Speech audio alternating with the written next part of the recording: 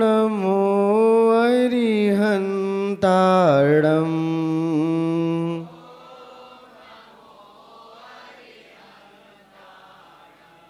ॐ नमो सिद्धाणम्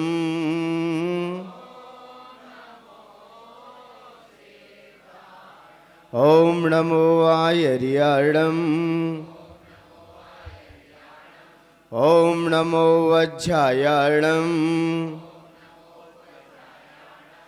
ॐ नमो लोहे सव्वसाहुणम्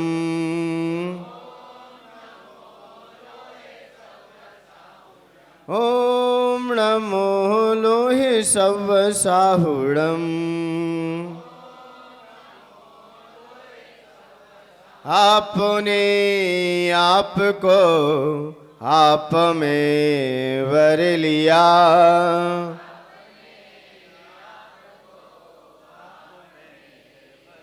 चेतना को स्वयं ही प्रखर कर लिया।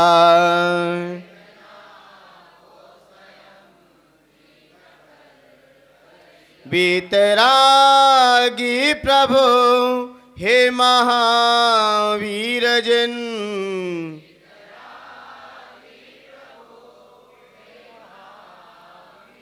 आदिनाथ प्रभु तुम हो तारण तरण,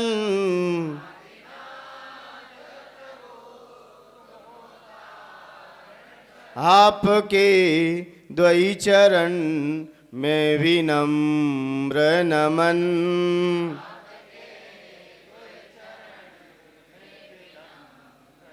सत्य के रूप तुम, धर्म के रूप तुम,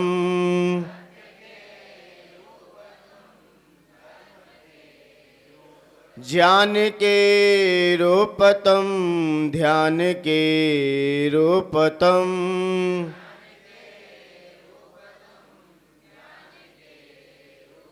हे विराग गुरु दो विरागी नयन,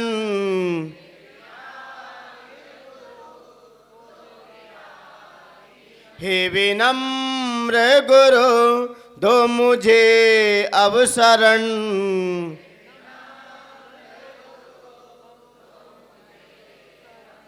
है नमन दे शरण दो समाधि मरण।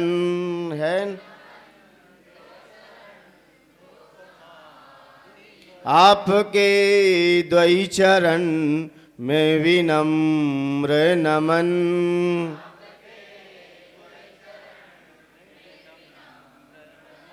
जय बोलिए अनंतानंद सिद्ध परमेष्ठी भगवान के, प्रथम तीर्थंकर श्री ऋषभनाथ भगवान के, चिंतामणि पार्श्वनाथ भगवान के, धर्म तीर्थ शासन नायक अंतिम तीर्थंकर भगवान महावीर स्वामी के, परम पूज्य आचार्य भगवंत गुरुवशी मानतुंग महामुनिराज के, आचार्य भगवंत गुरुवशी विराट सागर जी गुरुदेव की, मम दीक्षा गुरु आचार्य भगवंत गुरुवशी विनम्र सागर जी गुरुदेव की, अहिंसामयी जैन धर्म की।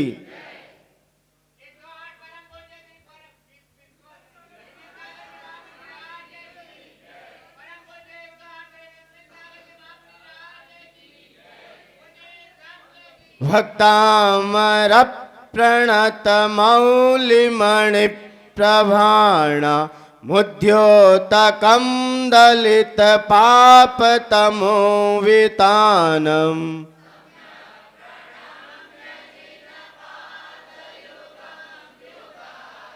सम्यक प्रणम्य जिन पाद युगम युगादा। सम्यक पे आपका सर झुक ही नहीं रहा है और बोल भी रहे हो, क्या बोल रहे हो, और सर कैसा है अपना, भावपूर्वक के द्रव्यपूर्वक पढ़ रहे हैं आप लोग। भक्तामर प्रणत मौलिमणि प्रभाण मुद्योतकं दलित पाप तमोवितानम,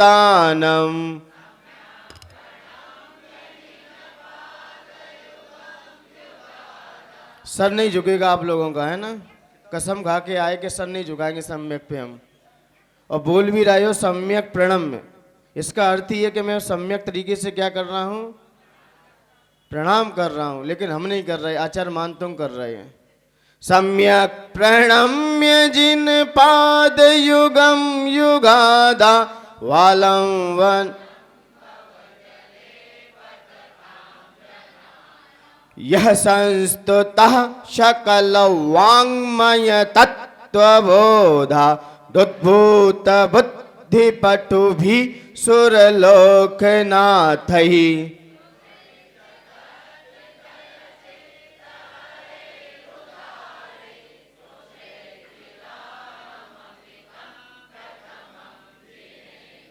कल अपने 2 छंद पूर्ण हुए। आचार्य भगवंत मानतुंग महामुनिराज ने दोनों छंद मंगलाचरण के रूप में रखे, क्योंकि दोनों छंदों के माध्यम से वो भगवान के पास पहुंच गए।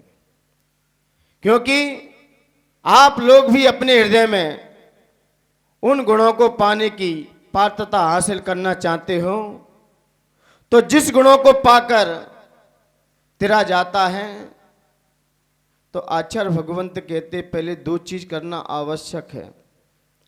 आप किसी से गुण लेना चाहते हो तो सबसे पहले उसको क्या कीजिए, नमस्कार कीजिए।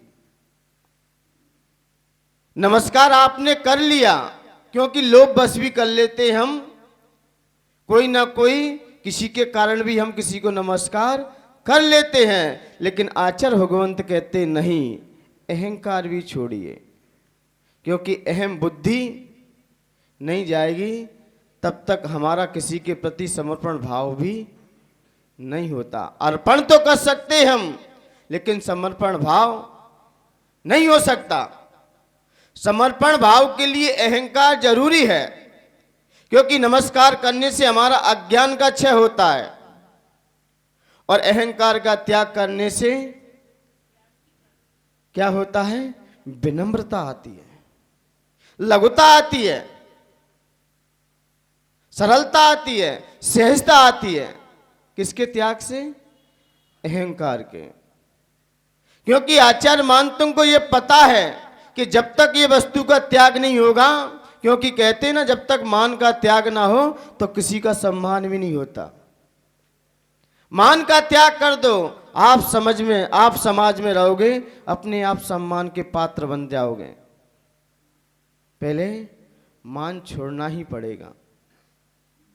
और देखा गया है, ये कहानी बिल्कुल सचमुच है, सत्य है कि आचार्य मानतुंग ने पहले छंद के बाद दूसरा छंद इसलिए लिया है, क्योंकि जब तक अहम नहीं जाएगा अंदर से, जब तक हमारा अहंकार नहीं टूटेगा, तब तक हमारे अंदर किसी के प्रति समर्पित होने का भाव भी नहीं बनेगा।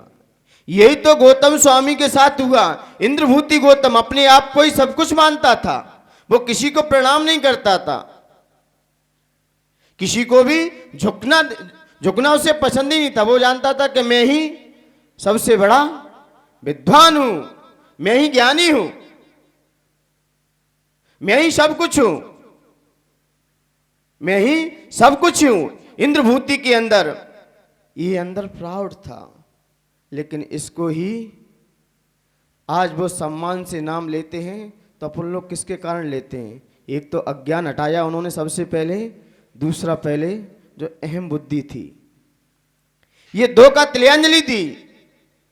ये 2 अवगुण ऐसे हमारे अंदर, जो हमारी क्षमता, हमारी योग्यता और हमारी कैपेसिटी क्या है, ये सबको डैमेज कर देते।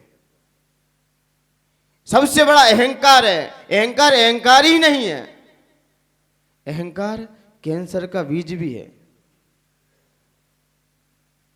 अहंकार क्या है, कैंसर का बीज भी है। अहंकार के कारण व्यक्ति किसी को झुकता ही नहीं है, किसी की बात भी नहीं मानता। कोई किसी को अच्छा समझाए, लेकिन अहम की टैबलेट दबी रहेगी, तब तक आप एक चीज नहीं ले सकते, ना उसकी बात आप सुन सकते हैं। किसके कारण, अहम के कारण। अहम जब तक बैठा रहेगा, तब तक व्यक्ति कितना ही भगवान का भक्त क्यों ना बना रहे, भगवान की पूजन करेगा, स्वाध्याय करेगा और भक्ति भी करेगा, लेकिन बात नहीं मानेगा। हाँ, बात नहीं माननी, बात तो जो हम कहेंगे वही होगा। आप देखिए रावण के ऊपर नजर डालिए, क्या कमी थी ज्ञान में, क्या कमी थी ज्ञान में, क्या कमी थी उसके ज्ञान में। और आप तो भगवान की कितनी भक्ति करते होगे, वो तो शांतिनाथ भगवान का भक्त था, लेकिन क्या बैठा था, बात नहीं मानी, बस बात नहीं माननी है मुझे। कहते ना रावण के क्या कमी थी, क्या बोलते सुक्ति, एक सवा लाख नाती तागर दिया ना बाती। हाँ, एक लख पूत सवा लख नाती तागर दिया ना बाती। कुछ नहीं बचा, किसके कारण, सिर्फ अहम बुद्धि के कारण।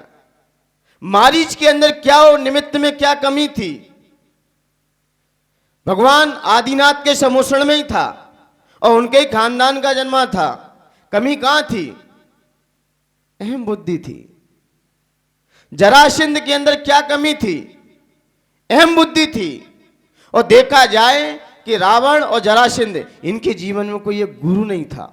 ये गुरु होता, मुझे लगता है ये अहम बुद्धि भी हट जाती। गुरु के आने से हमारे अंदर लघुता आती है।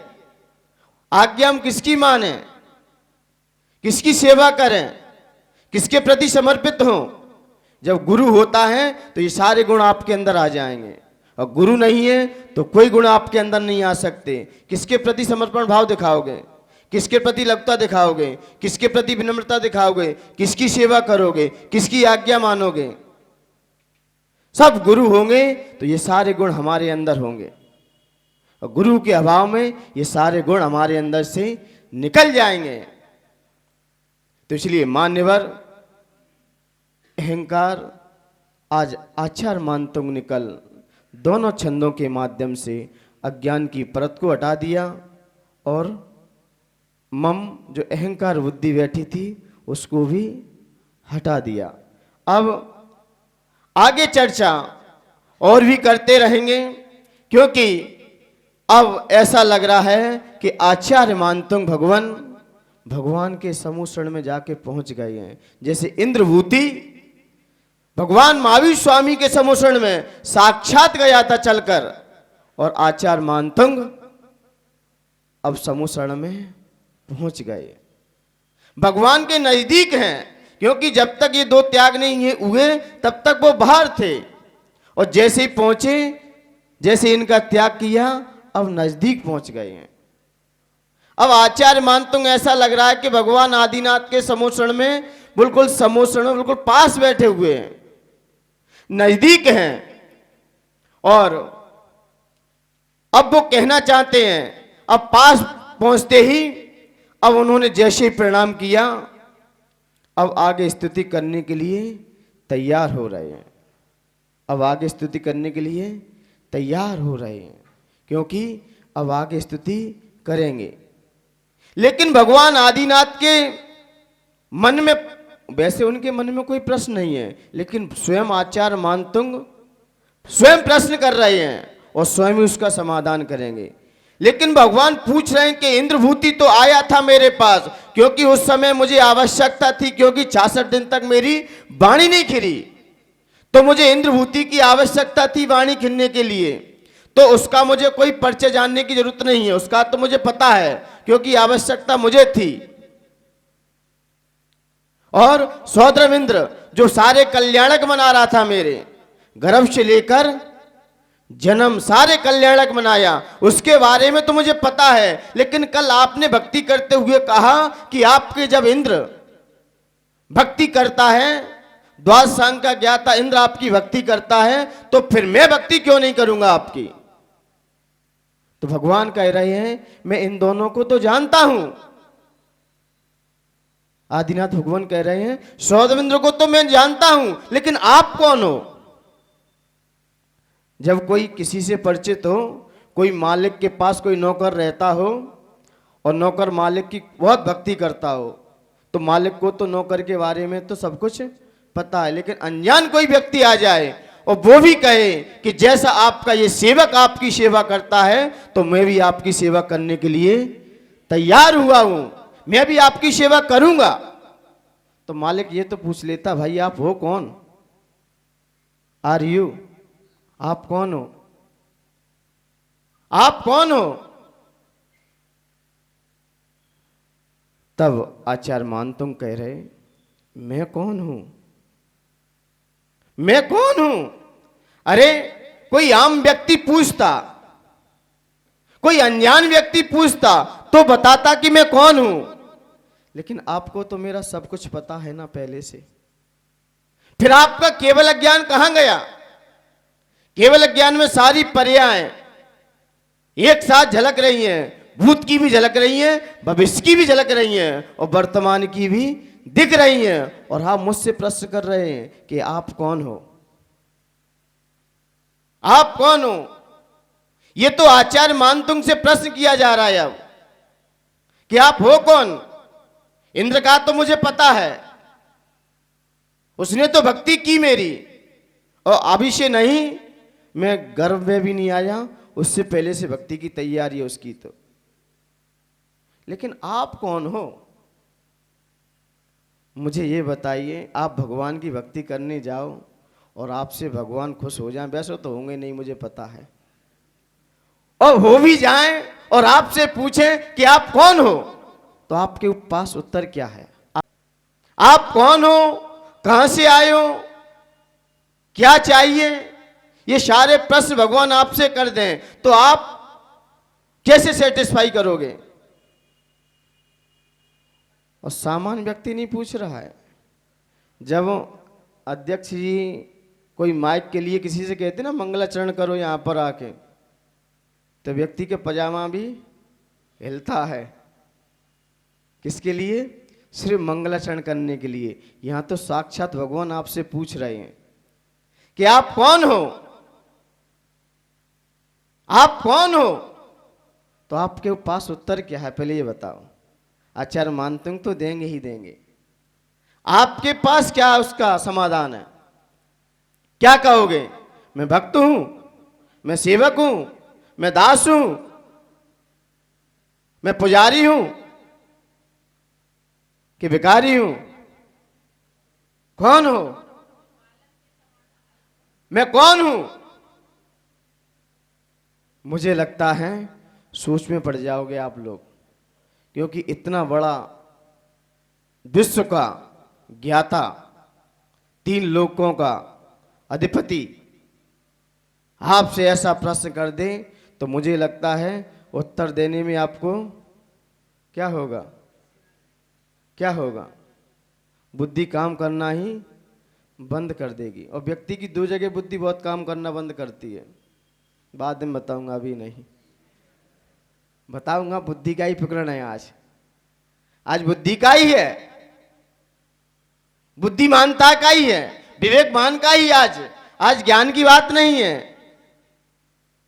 आज बुद्धि का ही है, आज बुद्धि का ही है। तो आचार्य भगवंत ने कहा कि भगवान यदि कोई व्यक्ति पूछता, अपरिचित व्यक्ति पूछता, तो मैं बताता कि मैं अज्ञानी हूं। मैं अज्ञानी नहीं हूं, मैं भक्त हूं। मैं क्या हूं? भक्त हूं। लेकिन आपने ही प्रश्न कर दिया है। अब मैं तो आप अपना परिचय देने नहीं आया था आपको, मैं तो आपका परिचय पाने आया हूं। कभी भगवान को अपना परिचय मत देना, न संतों को अपना परिचय देना। संत से अपना परिचय कर लेना, क्योंकि आप अपना परिचय दे के संत क्या करेंगे? महाराज जी हमें पहचान लिया, हमें जानते हो। अरे आपके जानने से मेरा क्या हो जाएगा? कौन सा मुझे आपसे क्या लेना देना है? कौन से रिश्ते जोड़ने हैं आपसे? मुझे क्या करना है? लेकिन आप भगवान से रिश्ता जोड़ोगे तो भगवान का भी उद्धार होगा, साथ में आपका ही होगा।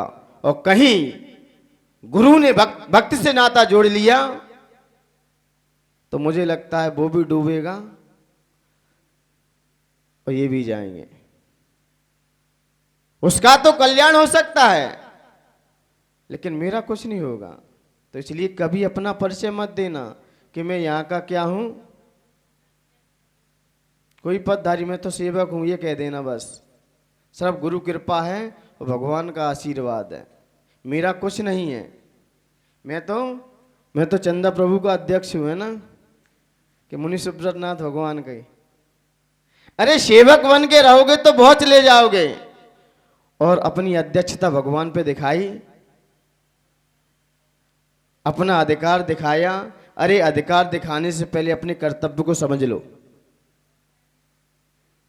अधिकार दिखाने से पहले अपने कर्तव्य को समझो।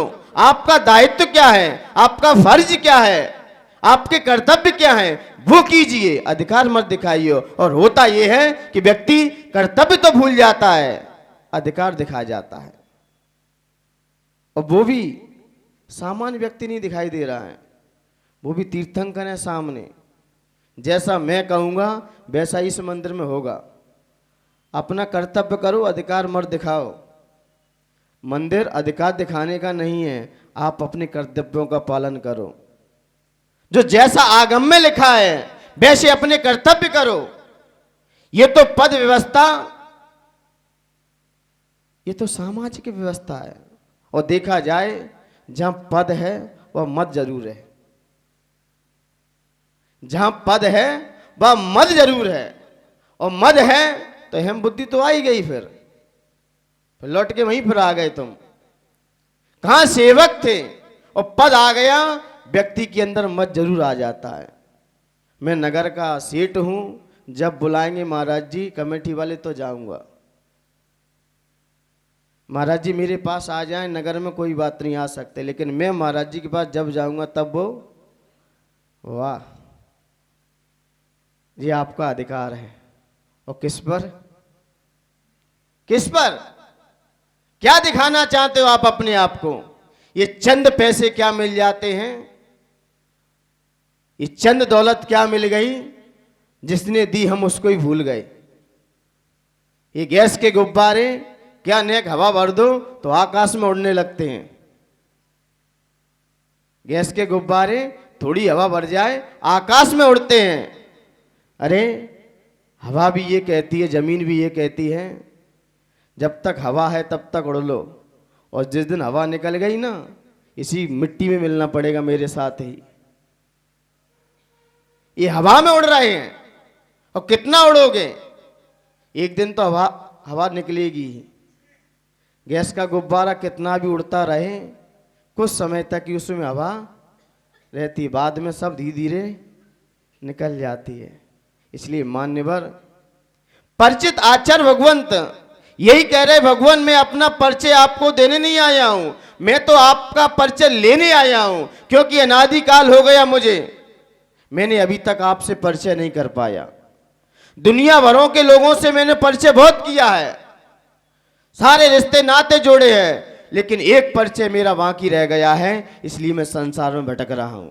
मैंने अभी तक आपसे अपना परिचय नहीं कर पाया, ना मैंने आपका परिचय किया है, न कर पाया है। समय सार में भी 4 नंबर गाथा में यही कह रहे हैं कि भगवान ये विषयों की कथाएं, ये विषय भोग की कथाएं, मैं अनादिकाल से इनसे परिचित होता आ रहा हूं, लेकिन एक वो है जो मैं अभी तक अपनी आत्मा का परिचय नहीं कर पाया। ना उसके बारे में मैंने जाना, ना उसके बारे में मैंने समझा, और ना समझने का प्रयास किया। एक वही कथा बाकी रह गई है, वो परिचय में अभी तक नहीं आ रही, अभी तक नहीं आई। अब मैं अपना परिचय देने नहीं आया हूं, मैं आपका परिचय पाने आया हूं, मैं आपसे अपना नाता जोड़ने आया हूं। मैं अपना परिचय नहीं दूंगा। अपने परिचय तो अज्ञान और अज्ञान व्यक्ति को दिया जाता है, और आप तो केवल अज्ञानी हैं। आपको मेरा सब कुछ मालूम है, कच्चा चिट्ठा मालूम है कि भूत में मैं क्या था, वर्तमान में क्या हूं और भविष्य में क्या होऊंगा, सब कुछ पता है आपको मेरा। मैं अपना परिचय आपको एक भी नहीं दूंगा। कुछ नहीं कहूंगा, क्योंकि आपको मेरे बारे में सब कुछ पता है। बीज से लेकर फल तक की यात्रा आपको सब पता है। पेड़ कैसे बना, किस समय इसमें पानी दिया जाए, और किस समय ये फलित प्राप्त हुआ, और किस समय इसमें फल आए, आपको एक एक समय की पर्याय सब पता है। अब मैं अपना परिचय देने दूंगा ही नहीं, और ना देना चाहिए, मैंने पहले ही मना कर दिया है। भगवान पूछे लेकिन मना कर दो, मैं अपना परिचय नहीं दूंगा आपको। फिर आपका केवल ज्ञान कहाँ गया? मैं ही अपना परिचय आपको दूं, फिर आपका ज्ञान कहाँ गया? आप तो केवल ज्ञानी हैं, मैं आप अपना परिचय नहीं दूंगा। फिर भी आचार्य मानतुंग से भगवान पूछ रहे हैं, थोड़ा सा बता ही दो, कहो आप कौन हो, क्यों भक्ति करना चाहते हो? पढ़ लो, तीसरा छंद निकाल लो, क्या कह रहा है आचार्य भगवंत भी। आइए तीसरा छंद पढ़ने के लिए तैयार होते हैं। यहाँ पर आचार्य भगवंत मानतंग अपने शब्दों के माध्यम से भगवान के चरण में अपनी बात रख रहे हैं, छंदों के माध्यम से। आइए पढ़ते हैं, उसके बाद अपन इसकी विशेषता जानेंगे। बुद्ध्या विनापि विबोधार्चित पाद पीठस,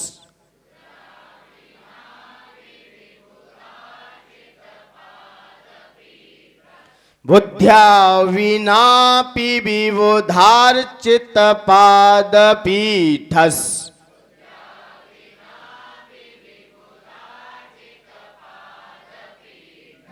पीठस तो तुम समुद्यतमतिर्विगतत्रपोऽहम्,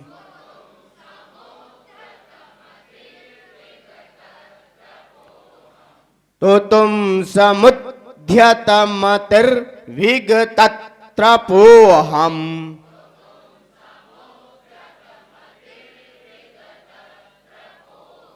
समुद्यत विगतत्रपोऽहम्,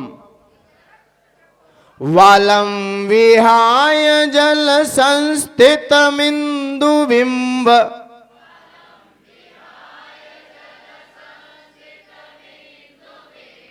वालं विहाय जल संस्थितमिन्दुबिम्ब,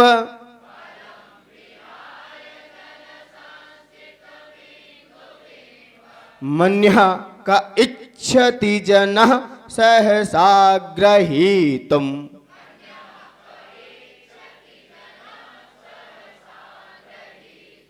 मन्यः क इच्छति जनः सहसा ग्रहीतुम्।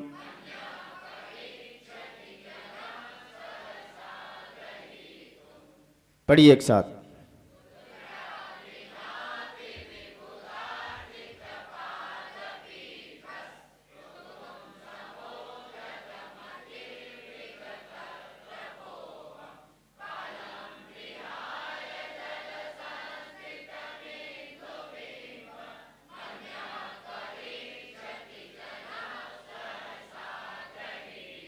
मन्या का इच्छति, इच्छति नहीं इच्छति, कपाल भांति हो जाएगी। अब इच्छति, इच्छति नहीं है, इच्छति। ऐसे यहां पर समुद्यत विगतत त्रपोहम, तीन कपाल भांति। यहां अंडरलाइन कर लो। अंडरलाइन क्यों करते हैं? ये क्या है? ये पुरुषों के नाक के नीचे क्या होती है? मूछें क्यों होती हैं? क्यों होती हैं? कोई पूछे पुरुषों के नाक के नीचे ये मूछें क्यों होती हैं, क्या रीजन है? क्योंकि अंडरलाइन नहीं किया जाता है, जहाँ इंपोर्टेंट चीज रहती है। पुरुष के सिर्फ नाक का ही सवाल रहता है। पुरुषों की जिंदगी में किसका सवाल है? नाक का सवाल है। और नाक ही गिर गई तो सब कुछ गिर गया। इसलिए प्रगति ने अंडरलाइन कर दिया है। अब पुरुष रखे नहीं, ये बात की बात है। इनकी नाक नहीं है, वो अंडरलाइन हटा देते हैं। ये पुरुष की पहचान है मूछ की, इसलिए अंडरलाइन है। क्योंकि नाक का सवाल है, इसलिए आप भी अंडरलाइन कर लीजिए। कहाँ कहाँ? इम्पोर्टेंट पर, यहाँ पर आपको जोर देना है। ये इम्पोर्टेंट चीज है। कहाँ पर? समुद्यत विगतत और मन्या का इच्छति। हाँ, यहां जोड़ देना है, बाकी तो सब। Any problem? Any problem? All of you clear? कहाँ? यहां पर संयुक्त अक्षर आने पर जोड़ दिया जा रहा है। पहले ही मैंने परिभाषा लिखा दी है आपको, बस यहां पर आपको थोड़ा सा ब्रेक दे के चलना है। कहाँ कहाँ? एक तो पहले बुद्धि पे देना है। बुद्ध्या विनापि विबोधार्चित पाद पीठस।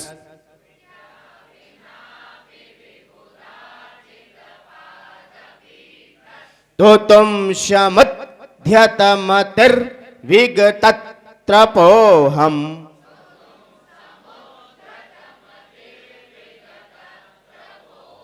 वालम विहाय जल संस्थित मिंदु बिंब।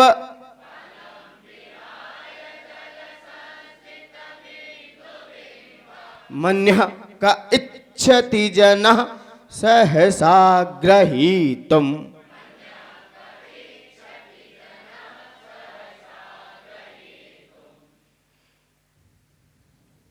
क्लियर? कहीं किसी को प्रॉब्लम? पीठस संयुक्त अक्षर आ गया ना, तो साथ में लेना है इसको। हाँ, ये यहीं से गया है, पीठा था, तेते वासम सूत्र लग के हिस्सा हो गया है। ठीक है ना?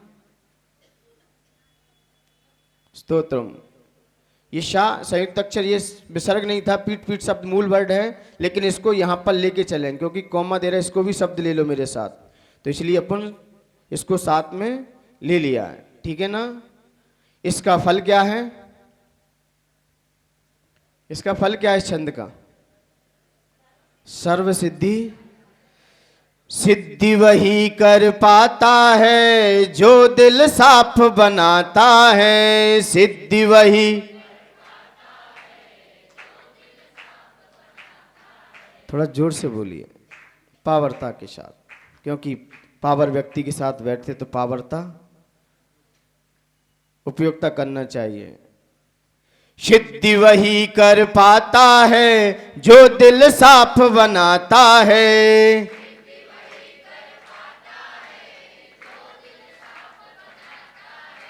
लघुता ही दिखलाता है, लघुता ही दिखलाता है।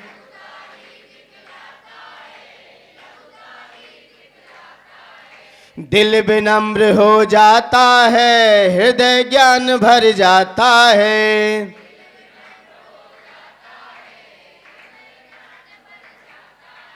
दिल विनम्र हो जाता है, हृदय ज्ञान भर जाता है।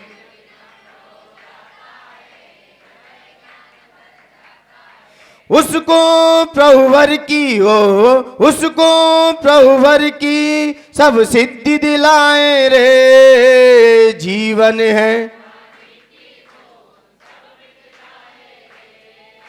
जीवन है। होनी अनहोनी हो, होनी अनहोनी कब क्या घट जाए रे।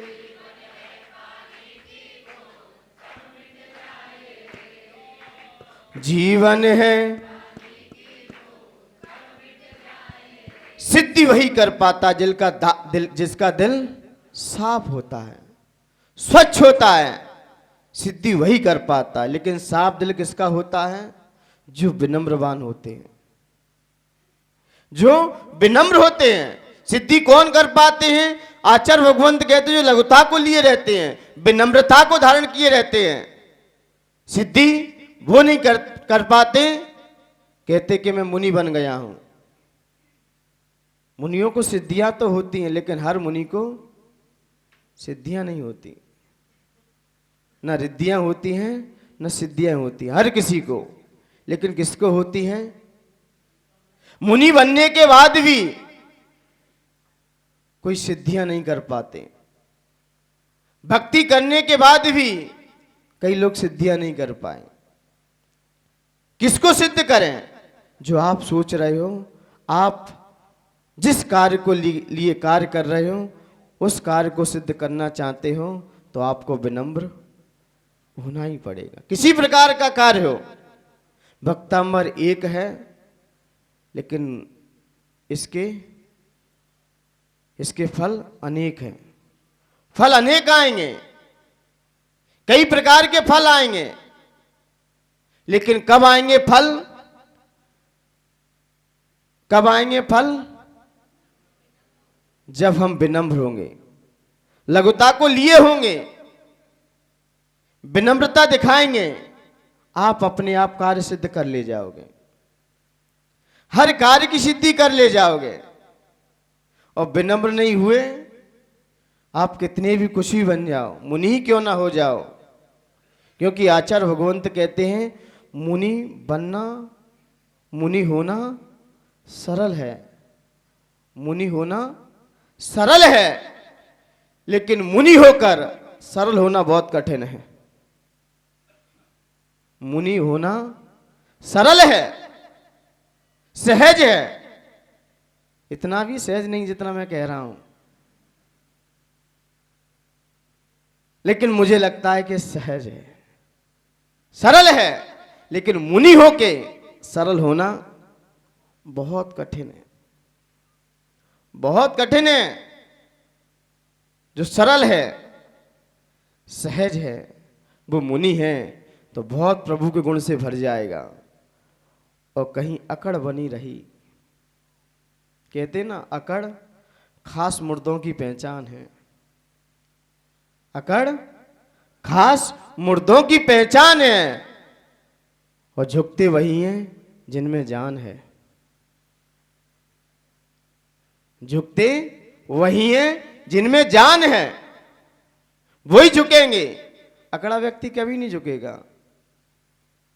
अकड़ जाएगा। कहते ना लकड़ी वो रस्सी जल जल जाए लेकिन उसकी ऐंठ नहीं जाएगी, वो तो बरकरार है, उसमें कोई परिवर्तन नहीं आया, उसमें कोई परिवर्तन नहीं आया, कहीं कोई झुकाव भी नहीं आया। कहीं दिख रहा है परिवर्तन? कहीं नहीं दिखाई देता है। तो आचार्य भगवंत यही कह रहे हैं कि अकड़ शब्द, बहुत शब्द को भी लिए हैं। कहते हैं ना कि अकड़ शब्द में कोई मात्रा नहीं है, अकड़ शब्द में कोई मात्रा नहीं होती, लेकिन हर व्यक्ति के अंदर कोई ना कोई मात्रा में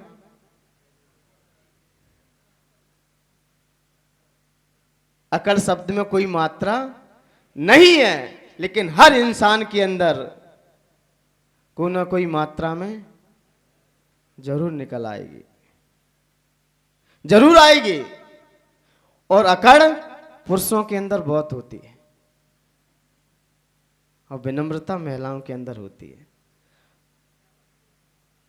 वो अपना सारा कार्य विनम्रता से करा लेती है, सब काम झुक कर करा लेती हैं, और पुरुष अकड़ाई खड़ा रह जाता है। इसलिए महिलाएं ससुराल आ जाती हैं इधर, और इन्हें सारी डिग्रियां फुकट में मिल जाती विनम्रता के कारण। यदि पुरुष वकील है, उसकी पत्नी क्या बनेगी फिर? वो है अंगूठा छाप।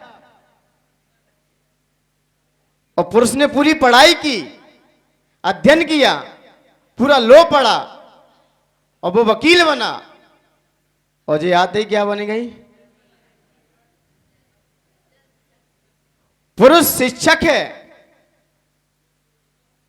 और ये क्या है? फोकट में डिग्री। पुरुष डॉक्टर है, पत्नी क्या है? और महिलाएं भले ही डॉक्टर की उपाधि ले लें, पुरुष को कभी डॉक्टर नहीं कहेगा कोई, कोई नहीं कहेगा इन्हें। यही तो विनम्रता के गुण हैं। कुछ नहीं पढ़ा है और बिना पढ़े लिखे ही सारी डिग्रियां आ गई, और इन्होंने तो पढ़ पढ़ के डिग्रियां प्राप्त करी। तो विनम्रता जो गुण नहीं है वो भी गुण आएगा, और अहंकार जो गुण है अंदर से डैमेज और कर देगा। और विनम्रता वो चीज है जो गुण आपने सोचा भी नहीं है, कभी कल्पना भी नहीं की है, कभी उसके बारे में चिंतन भी नहीं किया है, और आप विनम्रता दिखाते गए, तो मुझे लगता है वो गुण आपके अंदर धीरे धीरे समाहित हो जाएगा। कभी चिंतन भी नहीं किया, कभी मंथन भी नहीं किया, और वो गुण आएगा। तो ऐसी जैसे महिलाओं के अंदर भले ही डॉक्टर की उपाधि, डॉक्टर नहीं किया है, एमबीबीएस नहीं किया है, और किया किसने, और डिग्री मिली किसको, किसके कारण? इससे पता चलता है कि विनम्रता सब कुछ ला देती है। और यहां पर आचार्य भगवंत यही कह रहेंगे, सिद्धियां वही करेगा जो विनम्र होगा, वही सर्व सिद्धि दायक है, वही सर्व सिद्धियों को आगे कर ले जाएगा। इसलिए यहां पर आचार्य भगवंत ने यही कहा कि आप जितने झुकते जाओगे उतने ही आप भरते जाओगे, और झुके नहीं तो भर भी नहीं सकते। तो भगवान के पास आओ, गुरुओं के पास आओ, विनम्रता से आओ, लघुता से आओ, प्रभुता से मत आना, प्रभुता से मत आना। प्रभुता से आओगे तो डिफीट खा जाओगे, क्योंकि गुरु गुरु ही होता है, गुरु गुरु ही होता है। वो सबको पढ़ाता है, लेकिन भले ही कमजोर हो दिखने में, लेकिन अनुभव बहुत रखता है, एक्सपीरियंस बहुत रखता है। कभी कभी पढ़ाई के लोग भी वो कार्य नहीं कर पाते जो एक अनुभवी काम कर जाता है।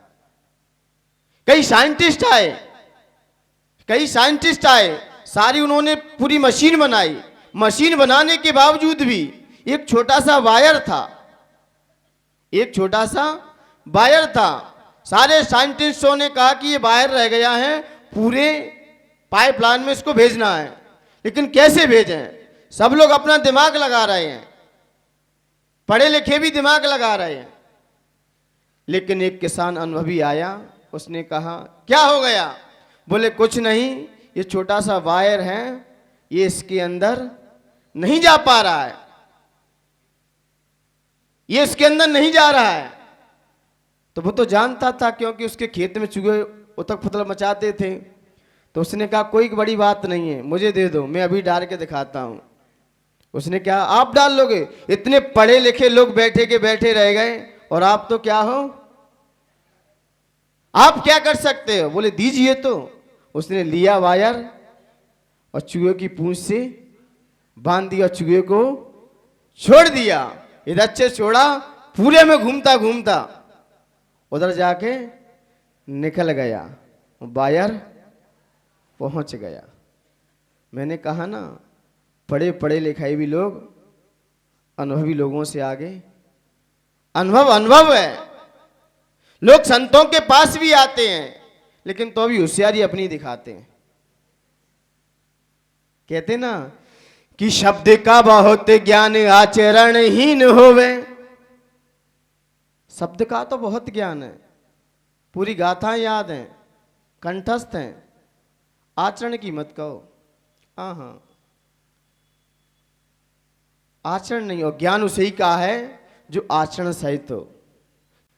जिन जिन आपके आत्मा में प्रदेशों में ज्ञान है, उतना ही वैराग्य होना चाहिए, और वैराग्य नहीं है तो वो ज्ञान नहीं है, जानकारी है। एक स्टडी, एक नॉलेज, दोनों में बहुत अंतर है। आपको जानकारी हो सकती है, लेकिन ये ज्ञान नहीं है। ज्ञान तो आचार्य भगवंतों ने कहा है आचरण सहित ज्ञान होना चाहिए, चारित्र सहित आचरण होना चाहिए, वही ज्ञान कार्यकारी है। बाकी ज्ञान कोई कार्यकारी नहीं है। और लोग आते हैं जरूर ज्ञान की बातें करेंगे, मतलब अच्छा लगता है, लेकिन उनसे कहो थोड़ा आचरण भी तो कर लो इसका जो कह रहे हो। हाँ, वो नहीं कर सकते, शक्ति नहीं है। शक्ति तो है लेकिन भक्ति नहीं है आपके अंदर। भक्ति जिस दिन आएगी शक्ति अपने आप आएगी। आचार्य मान तुम कहेंगे 5वें छंद में शक्ति का ही विषय आएगा, लेकिन यहां पर आचार्य भगवंत कहते हैं कि शब्द का बहुत ज्ञान होने पर भी यदि आचरण नहीं है तो वो ज्ञान कोई कार्यकारी नहीं हो सकता। कि शब्द का बहुत ज्ञान आचरण ही न होवे, ऐसा ज्ञान आदमी में अभिमान लाएगा। ऐसा ज्ञान क्या ले आएगा व्यक्ति के अंदर? अभिमान पैदा कर देगा। मैं सब कुछ जानता हूं, अब इसे तो केवली भगवान आए तो भी नहीं समझा सकते, ये सब कुछ ही जानता है कि मुझे सब कुछ पता है। आचार्य मान तुम 6 खंड के अधिपति होते हुए भी उन्होंने कभी नहीं कहा कि मैं सब कुछ जानता हूं, कभी नहीं कहेंगे वो। और आजकल थोड़ी 4 पुस्तकें क्या पढ़ लेते लोग, कहते मैं तो सब कुछ और सब कुछ जानते, उसे समझाना बहुत कठिन है। एक भोले एक भूले 2 ही व्यक्ति होते हैं संसार में, एक तो भोले होते हैं और एक भूले होते हैं। भोले को समझाना तो सरल है लेकिन भूले व्यक्ति को समझाना, भूले व्यक्ति को भगवान भी उतर आए तो वो भी नहीं समझा सकते। सब कुछ पता है तो फिर क्यों नहीं कर रहा है तू? जब तुझे पता है ये रास्ता गलत है फिर भी क्यों जा रहा है तू? तुझे पता है ना, ज्ञान है कि नहीं, और फिर भी क्यों डूब रहा है?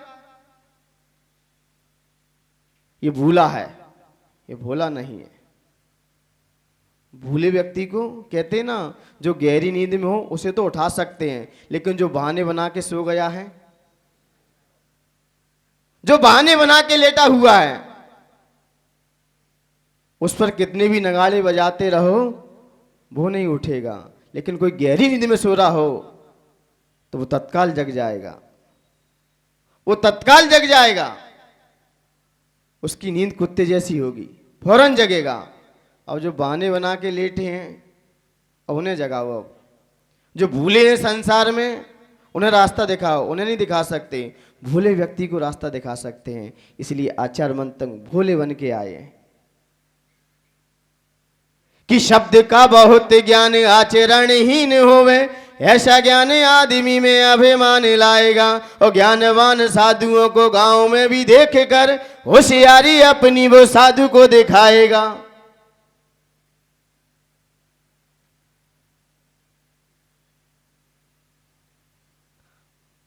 और सुनाओ के रहने दूं? अब बहुत बड़ी कविता है, हैं?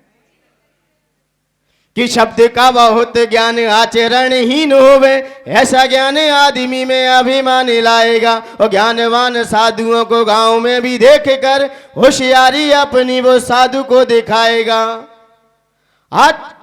आचरण सहित ज्ञान गर कारगर नहीं, ऐसा ज्ञानी गैरों, ऐसा ज्ञानी स्वयं गैरों और गैरों को डुबाएगा। आचरण सहित हो ज्ञानगर जीवन में, आचरण सहित हो ज्ञानगर जीवन में, ऐसा ज्ञान आपको ही भगवान बनाएगा। ऐसा ज्ञान व्यक्ति को भगवान ही बनाएगा। मतलब कहने का अभिप्राय यह है, यदि आचरण सहित हमारे जीवन में ज्ञान हो वही ज्ञान भगवान बनाएगा। ये शब्द का ज्ञान यहीं रह जाएगा। शब्द का ज्ञान बहुत किया, बहुत बड़ा शब्द का ज्ञान, कुछ नहीं जाएगा। लेकिन जो आचरण में होगा हमारे अंदर वो साथ जाएगा, वो साथ में जाएगा। और वही ज्ञान कारगर है। और शब्द तो हम बहुत पढ़ लेते हैं, आपने शास्त्रों को पढ़ा कंठ में रख लिया, इससे तो जिनवाणी में आपकी अलमारी में रखा और कंठ में रखा, दोनों में अंतर ही क्या रहा? आपने अपने कंठ में भी रख लिया, उधर लाइब्रेरी में रखा है, ना लाइब्रेरी का ज्ञान का काम का, ना आपके कंठ का, जब तक उसका आचरण ना हो। आपने कहते ना, दूसरों की तिजोरी की चाबी अपने छल्ले में लटकाने से अपना ताला नहीं खुलेगा। आचार्य कुंद कुंद की गाथाएं अपने जीवन में याद कर ली समय सार, नियम सार, प्रवचन सार और भी सार जीवन में ले लिया तो वो काम का है। ये तो दूसरों की चाबी है और दूसरों की चाबी आपने अपने छल्ले में लटका ली तो आपका ताला नहीं खुलेगा। आपका ताला अपनी ही चाबी मिलानी पड़ेगी। आपको अपनी चाबी स्वयं बनानी पड़ेगी। जैसे आचार्य कुंद भगवान ने अपने जीवन में जो समय सार उतारा था वो समय सार रूप हो गए थे, वैसा ही आचरण हमें ले आना पड़ेगा। तभी ये ज्ञान हमारे कर्मों के तालों को खोल सकता है और उनकी गाथा याद कर ली कुछ नहीं होगा। मैं ये नहीं कह रहा हूं कि पढ़ना मत, अरे पढ़ो, लेकिन कीजिए शक्ति प्रमाण। शक्ति के अनुसार थोड़ा आचरण भी होना चाहिए, ज्ञान दिखना चाहिए। एक व्यक्ति थे सामने आए, मंदिर से पूजन करके आए, बड़े भक्ति करके आए और प्रवचन भी करके आए, और घर पर आए और आते ही थोड़ी सी जली रोटी उनकी थाली में आ गई धोखे से। क्या आ गई? रोटी जल गई और वो आके एकदम उफन पड़े। रोटी बनाना नहीं आता है, इतना उफने कि उन्हें थाली फेंक दी। क्या फेंक दी? थाली फेंक दी। और आए क्या पढ़ के? प्रवचन देकर आए समय सार पर और भक्ति करके आए भगवान की।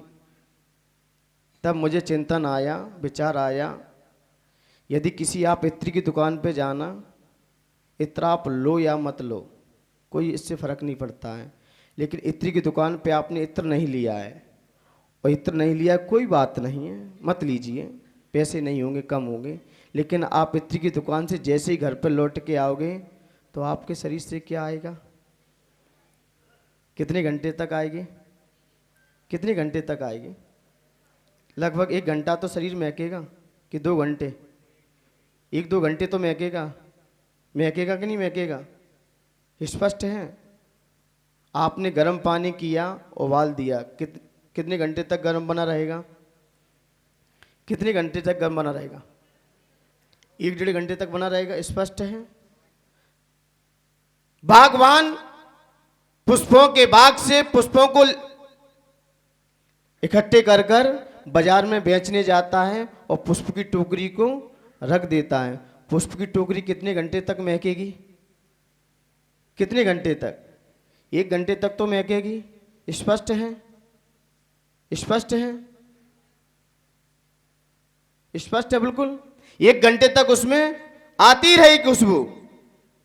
तो ये बताइए, जब इत्र की दुकान पर हम इत्र लिया या न लिया कोई बड़ी बात नहीं है, लेकिन वहां से लौट कर आए, कम से कम हमारा शरीर 1-2 घंटे तक महकता रहा। और पानी हमने गर्म किया, 1 घंटे तक उससे कोई हाथ नहीं लगा सकता। और बागवान अपने पुष्पों को बेच के आया, टोकरी उसने रख दी और फिर भी 1 घंटा महक रही है। आप तो ये बताइए कि आप भगवान के पास 3-3 घंटे खड़े रहे, 3-3 घंटे खड़े रहे, क्या वहां परिवर्तन नहीं आया? कुछ भी परिवर्तन नहीं आया। अरे इससे तो पुद्गल की शक्ति बहुत है। एक पुद्गल की शक्ति ने दूसरे पुद्गल की शक्ति को परिवर्तित कर दिया। क्या आत्मा परमात्मा के मेल से क्या परिवर्तन नहीं आ सकता? क्या हमारी आत्मा उस परमात्मा से जुड़ी, वहां कोई अंतर नहीं दिखाई दिया, तुरंत परिवर्तित हो गए आप। जली रोटी क्या थाली में आ गई? आपने थाली फेंक दी। कहां गई आपकी पूजन आराधना? भगवान के पास क्या लेने गए आप?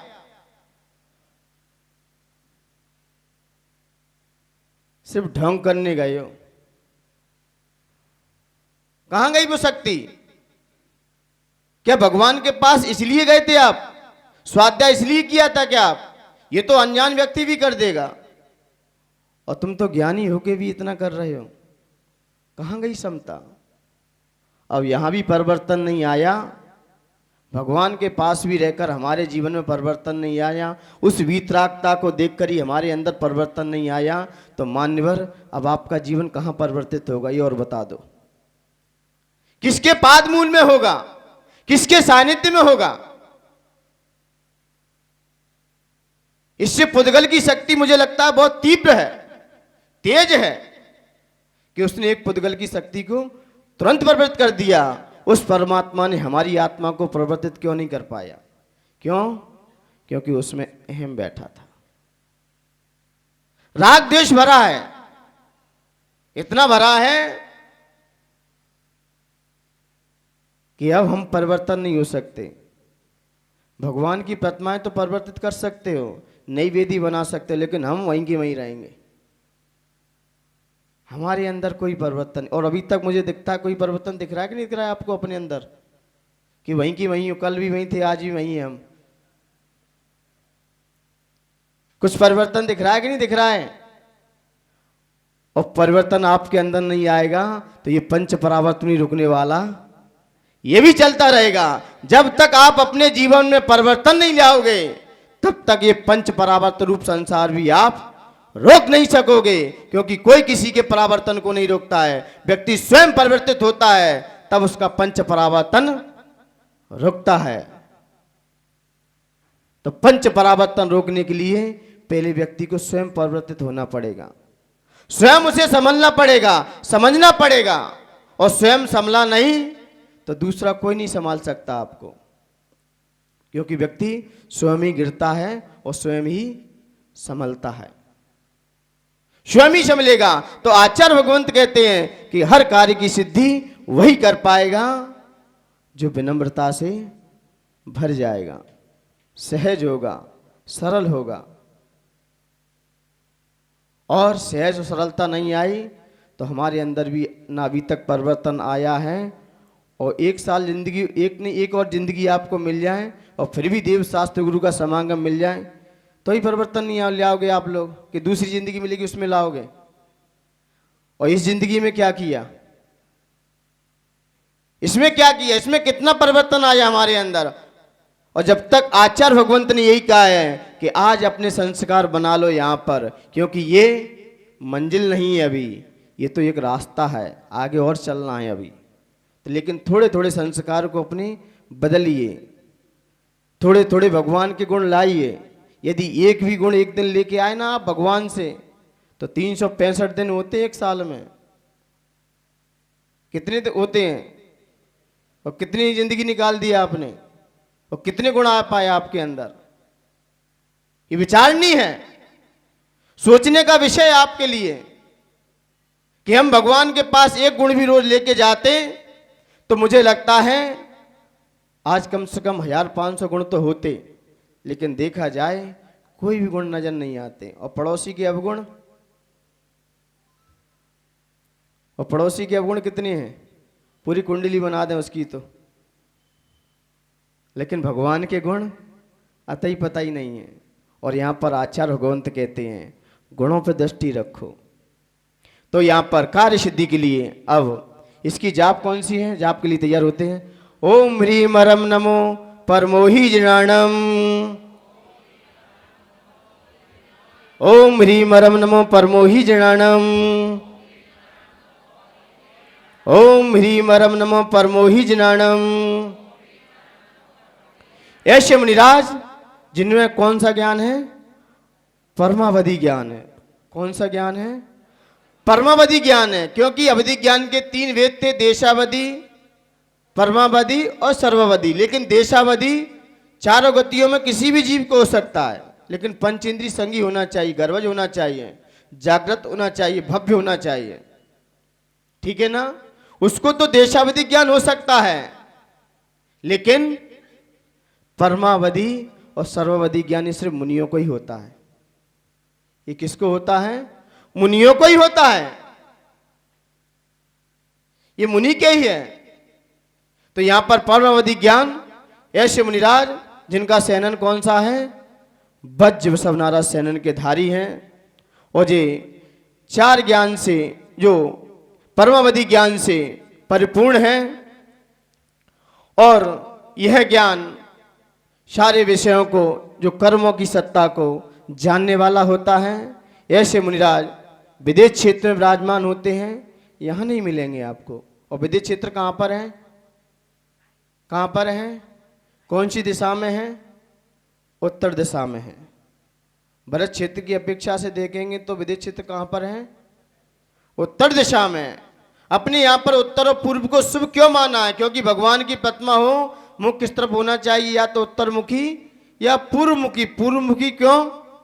क्योंकि पूर्व से सूर्य आता है। सूर्य आने से दिशा पूर्व हुई कि पूर्व से सूर्य दिशा बना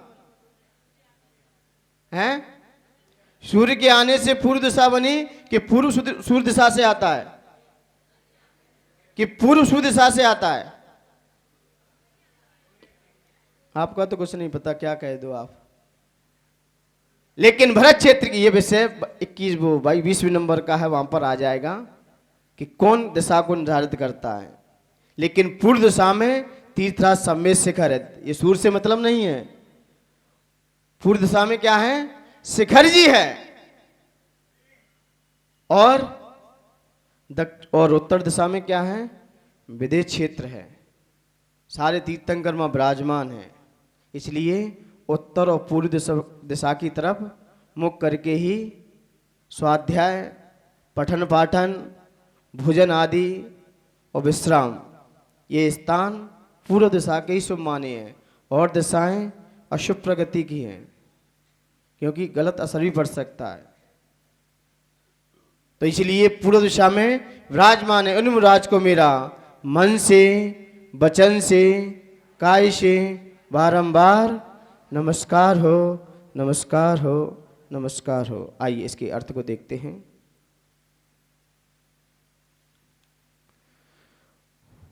बुद्ध्या विनापि, बुद्धि नहीं होने पर भी, बुद्ध्या विनापि, बुद्धि ना होने पर भी, बिना नहीं, बुद्धि नहीं है, बुद्धि ना होने पर भी, विबुधार चित पाद पीठस, विबुधार देवों द्वारा अर्चित पाद पीठ, जिनका सिंहासन भी किसके द्वारा पूज्य है? देवों के द्वारा पूज्य है। जिस पे भगवान अपने चरणों को रख देते हैं, वो आसन भी देवों के द्वारा क्या हो जाता है? पूज्य हो जाता है। आचार्य विद्यासागर जी ने एक शिला पे क्या बैठ गए? उसकी भी किस लिए? पत्थर की कीमत है कि पत्थर पे किसी ने हाथ रख दिया है? हैं?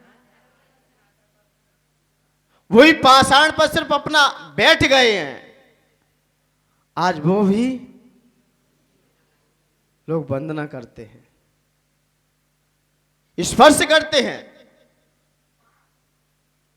क्योंकि उसमें क्या कर दिया है? बैठ गए हैं।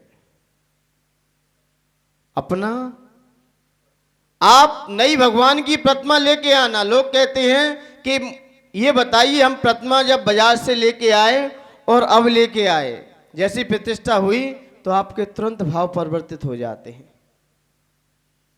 ऐसा क्या गया? पहले तो उस प्रतिमा के सामने हम अपने हाथों से उठा रहे थे, उसके सर पे हाथ रख रहे थे, बार बार कहीं से भी देख भी रहे थे, लेकिन उस प्रतिमा को छूते हैं तो शरीर में कंपन होता है। बड़ी विशुद्धि के साथ छूते हैं। अब ऐसा क्या कर दिया उसमें? क्योंकि मंत्रों के द्वारा वो प्रतिमा प्रतिष्ठित हो गई। किसी संत ने अपना हाथ रख दिया उस प्रतिमा पर। तो ऐसे ही आचार्य भगवंत कह रहे हैं कि भगवान, जिस सिंहासन पर आप बैठ जाते हो, वो सिंहासन भी देवों द्वारा क्या हो जाता है? पूजित हो जाता है। जल में सही तरीके से स्थित, जल में स्थित बिंदु बिंब, इंदु बिंब, इंदु का मतलब चंद्रमा, बिंब का मतलब उसका प्रतिबिंब, किसमें पड़ रहा है? जल में स्थित है। जल में क्या स्थित है? और पकड़ने के लिए कौन दौड़ रहा है? चित्र में दिख रहा है कि नहीं दिख रहा है? बालक किसको पकड़ रहा है? चंद्रमा को पकड़ रहा है। क्या पकड़ सकता है? क्या क्या पकड़ सकता है? क्या पकड़ सकता है? क्या श्री कृष्ण भी रूठ गए थे, मैया मोई तो चंद खिलौना दिला दे, नहीं तो ना माखन खाऊंगा, ना ना ये बाल गुराऊंगा आपसे, कुछ नहीं करूंगा, ना खेलूंगा मैं। मैया मोई तो चंद खिलौना दिला दें। अब चंद्रमा कैसे दिला दें? क्योंकि बालक हैं, एक बालक हट, एक स्त्री हट, ये हट जाए। सुधांशु बैठे कि नहीं बैठे? सुधांशु भैया नहीं है? यदि ये अड़ जाए तो फिर तो पुरुष को कुछ भी हो, पूरी करना है कि नहीं करना है? काम छोड़ने पड़ते। ऐसे ही बालक यदि रूठ जाए तो फिर तो वस्तु लेके देनी है, फिर कितने की भी आए, और फिर वस्तु को चाहे फिर फेंक दे, वो एक सेकंड के लिए डली है, फिर कोई मतलब नहीं है, लेकिन दिख गई तो फिर चाहिए। ऐसे ही श्री कृष्ण क्या हो गए? मुझे तो चंद खिलौना ही चाहिए। तब माँ ने क्या किया? आंगन में क्या रखा? एक थाली रखी, और थाली में चंद्रबिंब पड़ रहा है। अब उसे वो पकड़ रहा है। ऐसी वो स्थिति यहाँ बनी है आज, वो स्थिति आज यहां बन रही है कि बालक भी उस बिंब को पकड़ने के लिए दौड़ रहा है। क्या नहीं है उसके पास? बुद्धि नहीं है, बुद्धि रहित है। और आप भगवान के पास आओ तो बुद्धि रहित ही आना, और साइंटिस्ट बन के आए तो प्रतिमा नहीं दिखाई देगी। फिर तो प्रतिमा पाषाण की है, इसमें कितना लोहा लगा है, वो इसमें कितना पीतल है, कितना सोना है, कितनी चांदी है, यही दिखाई देगी। क्योंकि हम तो ज्ञानी है ना। साइंटिस्ट को क्या दिखाई देगा? क्या दिखाई देता उसको? जो वैज्ञानिक लोग आएंगे मंदिर में, क्या दिखाई देगा? ये भगवान, ये कौन सा पाषाण है, कौन सा पत्थर है, कौन सी धातु है। और बालक और कोई भक्त जाएगा, उसे क्या दिखाई देता है? क्यों? क्योंकि उसे भगवत्ता दिखाई दे रही है। इन्हीं भावों से हमें मंदिर जाते हैं। फिर ये नहीं देखते कौन सी धातु है, फिर तो वीतरागता दिखाई देती है, गुण दिखाई देते हैं, भगवत्ता दिखाई देती है, फिर बात से नहीं दिखता। और जो चरम को देखते हैं ना, जो बाहर को देखते हैं, उन्हें गुण दिखाई नहीं देंगे, उन्हें गुण दिखाई नहीं देते। चाम को कौन देखता है? चाम को कौन देखता है? सबको पता है, लेकिन बस कह नहीं रहे। शायद हमारी दृष्टि तो नहीं है, हमारी दृष्टि तो नहीं है, हमारे विचार तो नहीं है। यदि ऐसी दृष्टि हमारी चाम पर बनी रही, शरीर को ही देखते रहे, तो मान्यवर आप गुण नहीं ले सकते, आप गुणों को प्राप्त कर ही नहीं सकते। लोगों ने सोच बना ली है कि वो संग के आएंगे तो ही वर्षा योग होगा। सोच है आजकल, मैं देख रहा हूं समाज में, उठता हूं बैठता हूं, आती है मेरे पास थोड़ी थोड़ी। मैंने कहा बुद्धि को अपनी प्रखर बनाओ, थोड़ी बुद्धि जगाओ। एक छोटा बालक देखा है ना, छोटा सा बालक की बात है आज। गुब्बारा बेचने वाला गुब्बारा बेच रहा है, और गुब्बारा बेचना है तो उसे गुब्बारे वाले को 2-4 गुब्बारे ऊपर उड़ाने पड़ते हैं, क्योंकि इससे पता चल जाए कि गुब्बारा वाला आ गया है, गुब्बारा वाला नगर में आ गया है। तो उसने लाल कलर के गुब्बारे ऊपर उड़ा दिए। तो जैसे गुब्बारे उड़ाए तो सारे बच्चे इकट्ठे हो गए, सारे बच्चे इकट्ठे हो गए, और सब अपने अपने पैसे लेके आए और गुब्बारे वाले से कहा मुझे एक गुब्बारा दे दो। तो गुब्बारे वाले ने गुब्बारा फुलाया और वो गुब्बारा पिंक कलर का था। दिया, बोला ये गुब्बारा नहीं चाहिए, ये वाला गुब्बारा नहीं चाहिए। बोले कौन सा फिर? वो लाल वाला ही उड़ता है, मुझे लाल ही चाहिए। तो उसने बहुत समझाया, बालक गुब्बारा कलश से नहीं उड़ता, ये भी उड़ेगा। और बालक को अड़ जाए तो वही चीज चाहिए फिर। मैंने कहा ना, अब वो तो लाल वाला ही गुब्बारे के रूप से तो कर गया, मुझे तो लाल वाला ही चाहिए, मुझे तो यही वाला गुब्बारा चाहिए, दूसरा गुब्बारा मुझे चाहिए ही नहीं। आप कितना भी कुछ करते रहो, आप फ्री में ही क्यों ना दो, तब भी मैं गुब्बारा नहीं लूंगा। ऐसी बुद्धि आपकी तो नहीं है कि मुझे इसी संग के साधु चाहिए, दूसरे तो चाहिए ही नहीं। अरे गुब्बारे कलश से नहीं, कौन सी गैस से उड़ते हैं? हीलियम गैस से उड़ते हैं। इसलिए साधु कोई भी हो रत्नात्रय से उड़ता है ऊपर। जिसके अंदर रत्नात्रय धर्म है वो सारे साधु ऊपर जाएंगे। गुब्बारे कोई भी हो, गैस हीलियम होना चाहिए, वो सारे गुब्बारे ऊपर चले जाएंगे, वो सभी गुब्बारे ऊपर जाएंगे। इसलिए साधु भी रत्नात्रय से ऊपर उठता है, इस शरीर से नहीं। और चाम देखी तो चाम की कीमत कौन करता है? तो इसलिए आप तो रत्नात्रय देखो, गुण देखो, गुणात्मक होना चाहिए। आपकी गुणात्मक बुद्धि रही तो विकास हो जाएगा। तो इसलिए आचार्य भगवंत गुणात्मक ही चर्चा कर रहे हैं। यहां पर गुणात्मक ही चर्चा कर रही है कि बालक वो कैसा है, उसने अपनी बुद्धि से, बुद्धि नहीं है और लज्जा को भी छोड़ दिया है, और जल में स्थित चंद्रबिंब को पकड़ने के लिए क्या हो रहा है? आतुर हो रहा है, तैयार हो रहा है। मन्यः अन्य का कौन इच्छति, इच्छा करेगा जना व्यक्ति सहसा शीघ्र ग्रहीतुम, पकड़ने के लिए। क्या अन्य कोई व्यक्ति शीघ्र उस चंद्रमा को पकड़ने के लिए आतुर होगा क्या?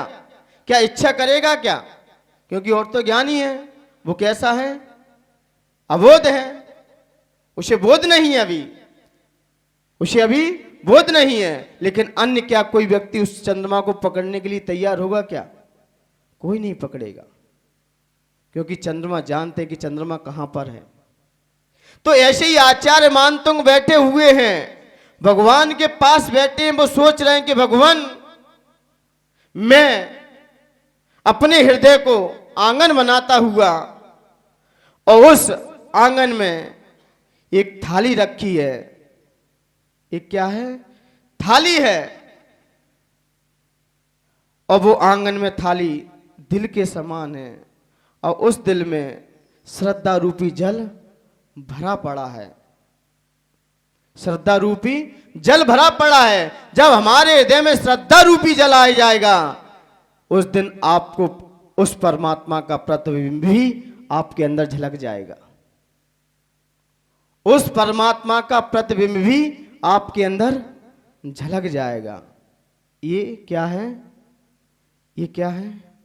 अपनी आत्मा को जोड़ेगी। ये तो उससे तो दे दिया उदाहरण आचार्य भगवंत ने, लेकिन क्या है इसमें? सार क्या है इसमें? आध्यात्मिक क्या है? तो आध्यात्मिक यही है हमारे अंदर कि श्रद्धा रूपी जल हमारे हृदय में होना चाहिए। हमारा हृदय, हमारा शरीर एक आंगन है। आंगन में थाली रखी हुई है, थाली में श्रद्धा रूपी जल भरा पड़ा है। जब श्रद्धा रूपी जल होगा, आस्था रूपी जल होगा, तो उसमें परमात्मा का प्रतिबिंब भी झलक जाएगा। और परमात्मा का प्रतिबिंब झलक गया तो मन रूपी बालक दौड़ जाएगा। उस परमात्मा को पाने के लिए मन रूपी बालक भी दौड़ पड़ेगा, भागेगा कि मैं उसे पकड़ लूं। लेकिन कब भागेगा? जब हमारे अंदर श्रद्धा रूपी जल, श्रद्धा रूपी जल ही लिया है इसमें। क्योंकि जल कैसा होता है? मुनि मन सम उज्ज्वल, स्वच्छ होता है, साफ होता है। जल में सब कुछ दिखाई दे जाता है। इसलिए श्रद्धा में सब कुछ दिख जाता है, आस्था में सब कुछ दिख जाता है, लेकिन हमारे हृदय में, हमारे दिल में भगवान के प्रति आस्था और श्रद्धा जितनी मजबूत होगी, आज नहीं तो कल परमात्मा का प्रतिबिंब भी झलक जाएगा और मन रूपी बालक उस प्रतिबिंब को पकड़ने के लिए दौड़ पड़ेगा, भगेगा। इसलिए बालक का मन निश्चल होता है, विकारों से रहित होता है।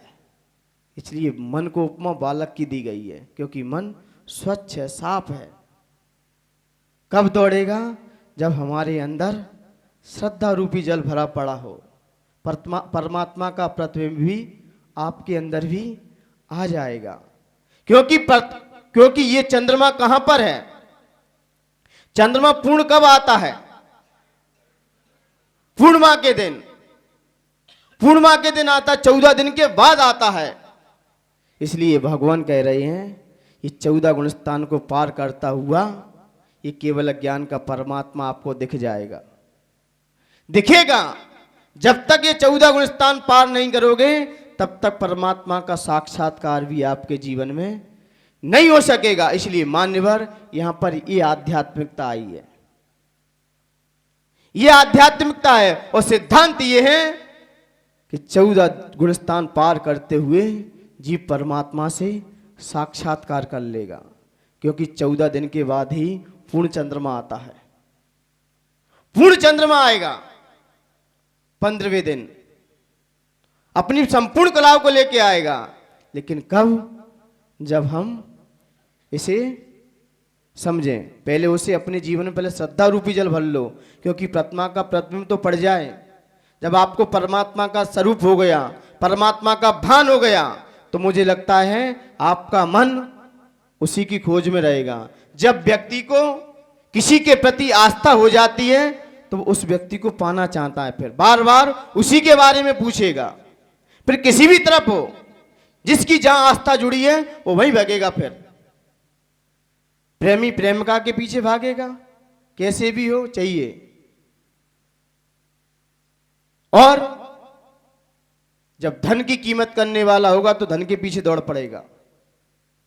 हमें वो व्यक्ति चाहिए, उसके बारे में पूछेगा। अरे स्टूडेंट भी क्यों ना हो, यदि उसे LL वकील बनना है तो उसी की खोज करेगा, उसी के बारे में पूछेगा, उसी के बारे में ही चर्चा करेगा और उसी की ही कोचिंग करेगा, उसी की ही पुस्तक खरीदेगा, उसी के बारे में ही अपना दिन रात उसी में लगाएगा। क्यों? क्योंकि वो मुझे चाहिए। हम उसी को पसंद करते हैं जिसको हम लाइक करते हैं, कि जिसको लाइक करते हैं उसी को पसंद करते हैं। अब किसकी क्या पसंद है, सब अपनी अपनी पसंद पे जी रहे हैं।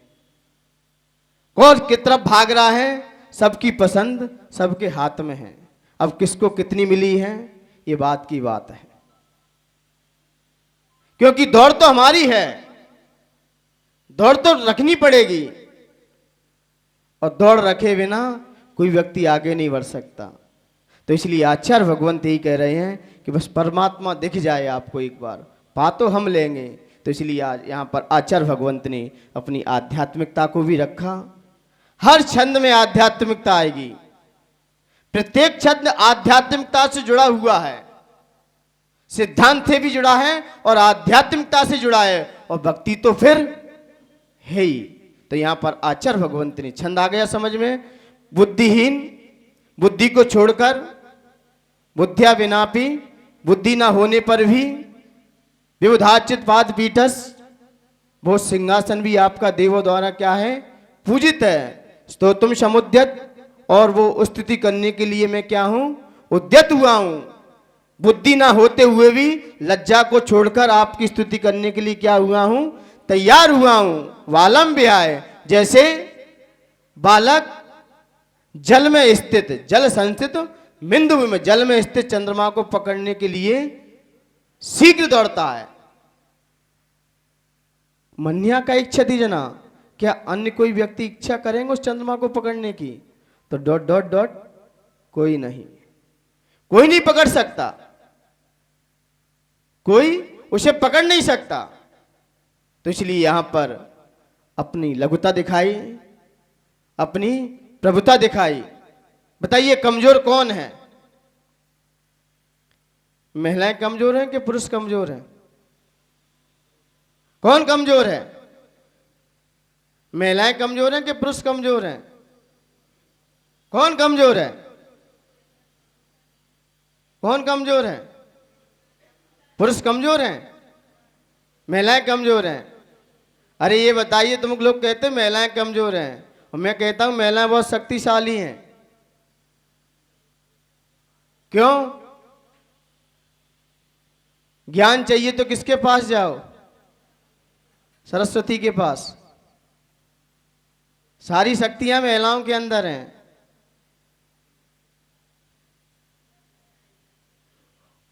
सारी शक्तियां महिलाओं के अंदर हैं।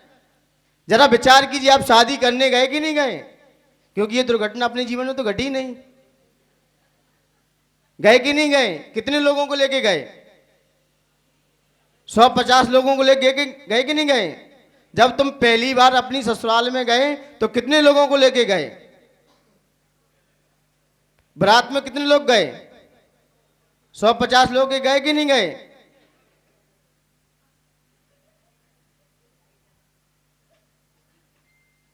कितने लोगों को लेके गए?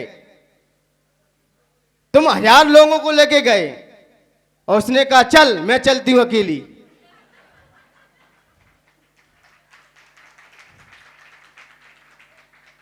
वो अकेली शेरनी की तरह दौड़ती हुई आई।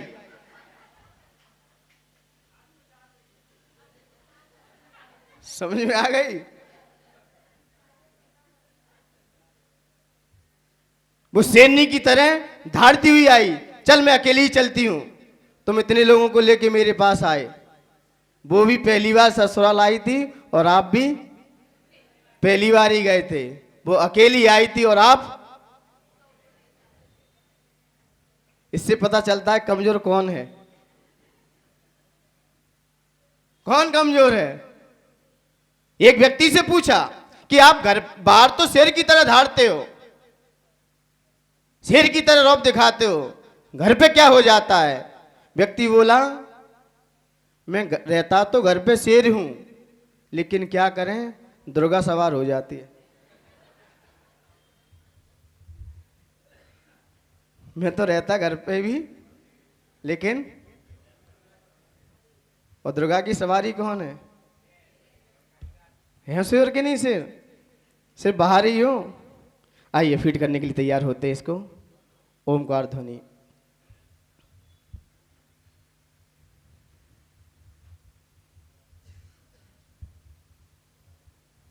सभी लोग रीढ़ की हड्डी सीधी, योग मुद्रा में आ जाइए। जो ये बात कही उसको बड़े उपयोग से सुनने के लिए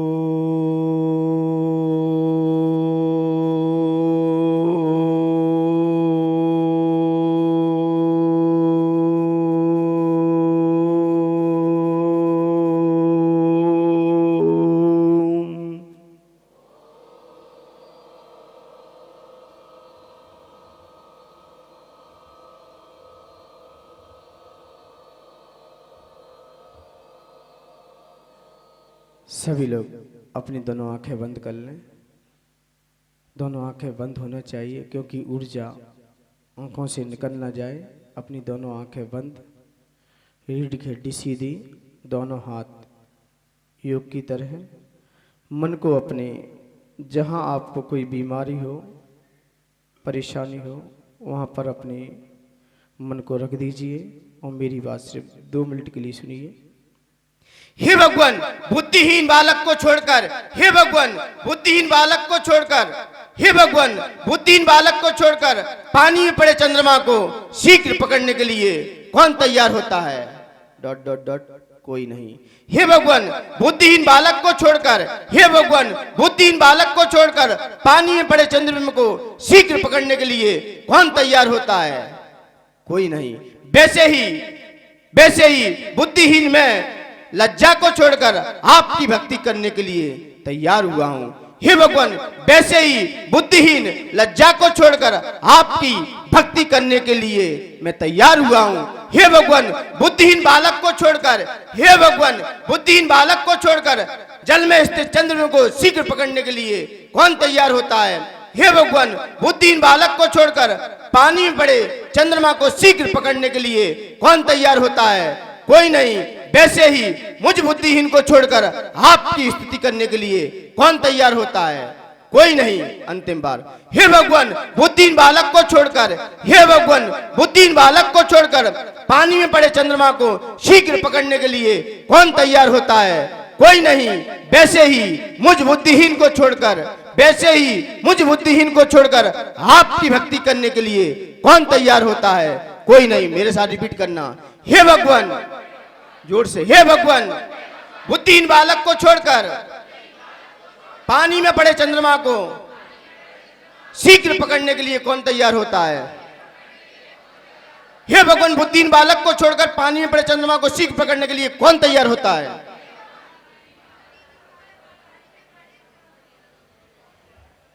वैसे ही मुझ बुद्धिहीन को छोड़कर आपकी भक्ति करने के लिए कौन तैयार होता है?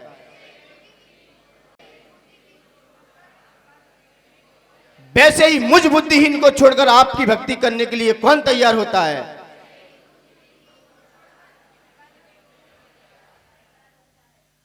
अपने दोनों हाथ खोल लीजिए, हाथों को थोड़ा मलिए